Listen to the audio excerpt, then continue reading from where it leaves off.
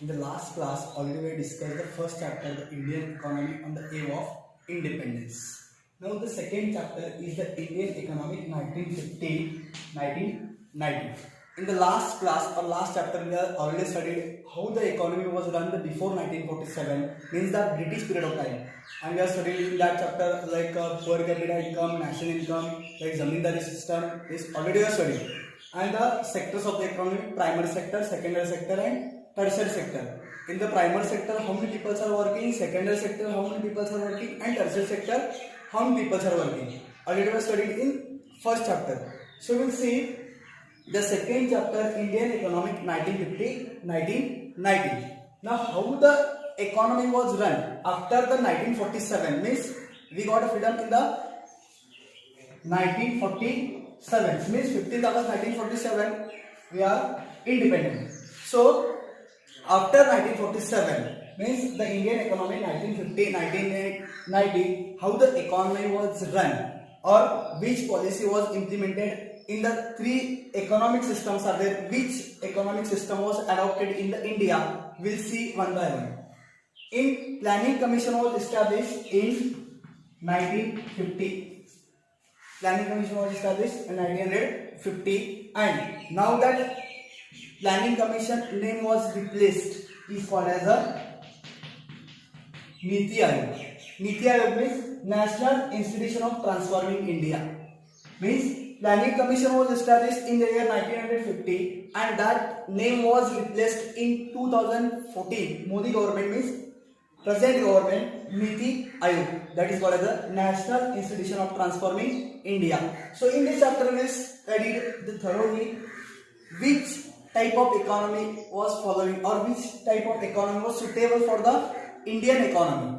So we will see one by one. First is socialist economy. A socialist economy means all rules and regulation or frame or factors of production frame under the public sector. Public sector means all decisions taken under the public sector. There is no private sector. Here there is no private sector. Private sector will not interfere on the public sector. Like in the public sector means in India also still public sectors are there, government colleges are there, government hospitals are there. It's called as a public sector. That is called as a socialist economy. In the socialist economy examples are there Russia, China, Cuba and North Korea. I will repeat, Russia, China, Cuba and North Korea. These four countries are there, the following the socialist economy. Now how to remember this example? Like RCC. RCC means Russia, China, Cuba and next NK means North Korea. How to remember this? The examples of the socialist economy Russia, China, Cuba and North Korea. RCC. R is Russia, C is China, C is Cuba, NK means North Korea. We'll see second, capitalist economy. Capitalist economy it is means it all over the private sector. Whatever factors of production or whatever rules and regulation made or policy was made by the under the private person. Here there is no government there. Means the government will not interfere in the capitalist economy. This is called the capitalist economy. Capitalist economy is where the all the factors of production and all the rules and regulations frame under the private people.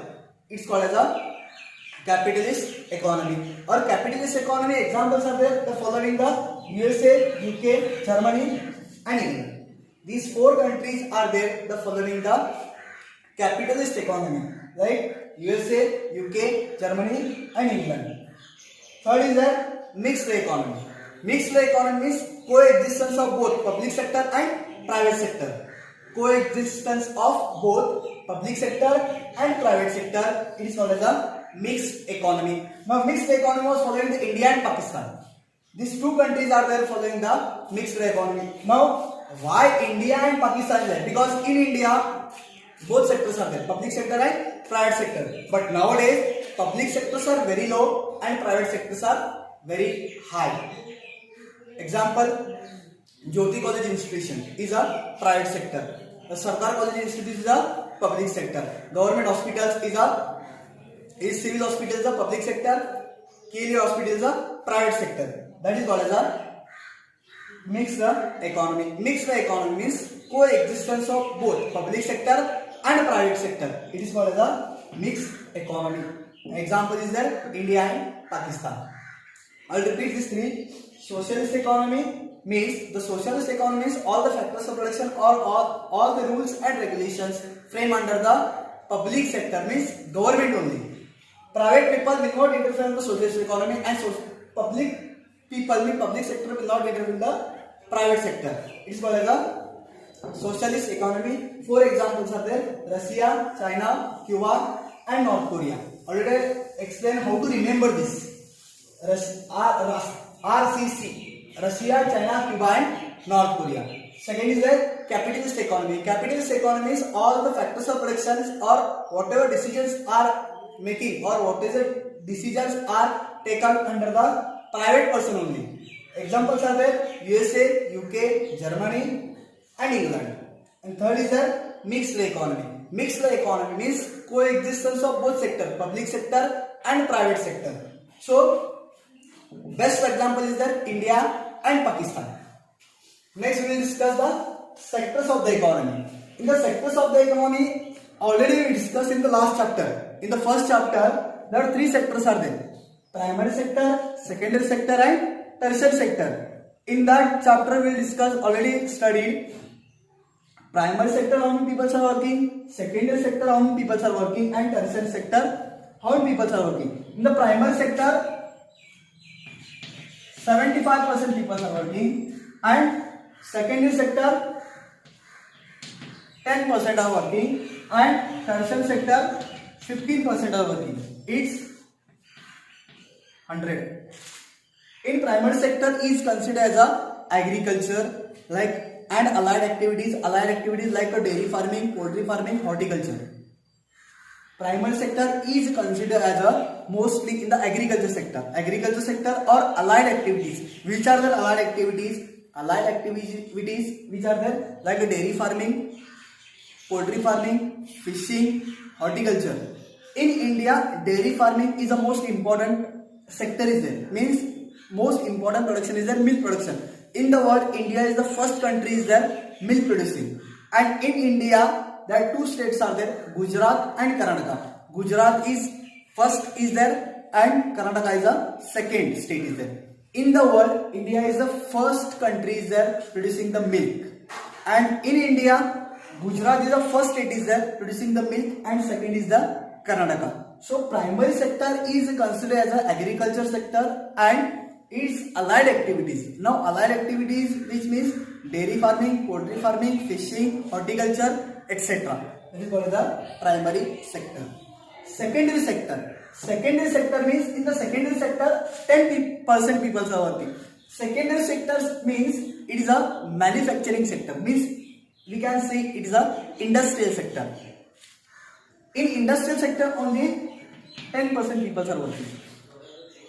Next is a tertiary sector. Tertiary sector is called as a service sector.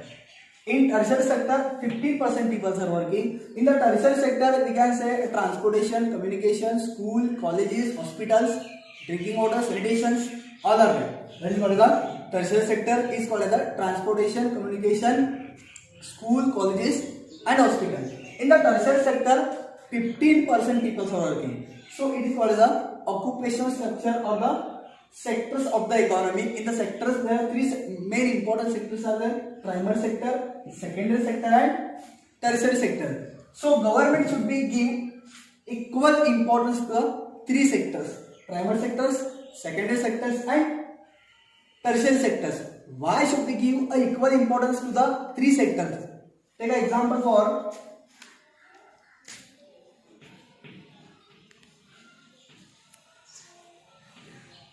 sugarcane. Now, sugarcane are producing in the primary sector. Means it's an agriculture product. Okay. When we are producing the sugarcane, then only selling to the factories. No, means it is an industrial sector. Here we are producing the sugarcane and selling to the sugar factories. Then we will get here. Then sugar. Means in the primary sector we are producing the raw material. We are producing the raw materials and selling to the secondary sector and secondary sector, then tertiary sector will be get the finished product. Suppose this sector was closed. It's not possible to run these two sectors because these three sectors are interdependent to each other. Why is interdependent to each other? Suppose the primary sector was totally closed, means farmers are decide this year we will not produce the sugarcane. Okay, if we are not able to produce the sugarcane, then where we are selling the? It is possible to run the sugar industry? No. Then it is possible to run the transportation communication? We will not get the sugar. That's why these three sectors are important. Suppose now secondary sector was stopped, means industrial sector was totally closed. Primary sector is there, tertiary sector is there. Now take example, we are producing the sugar cane. Okay, if we are producing the sugar cane and there is no industries there, means because industrial sector is totally closed, this sector was totally closed. Is it possible to sell the sugar cane to the other industry? Because all our industries are closed. That's why this sector is also very important. Now, what is the tertiary sector? Tertiary sector is considered the most important is the transportation communication. Transportation communication, here we are producing the sugar cane. Sugar industry is there, but tertiary sector was closed. Tertiary sector was closed. We are producing the sugar cane, sugar industry is there. Is it possible to take the sugar cane from the sugar industry? Because tertiary sector was closed, means there is no transportation, no communication. Is it possible? No. That's why this all three sectors are important. That's why government should be give all the equal importance to the three sectors of the economy. So in this chapter, there are two concepts are very important.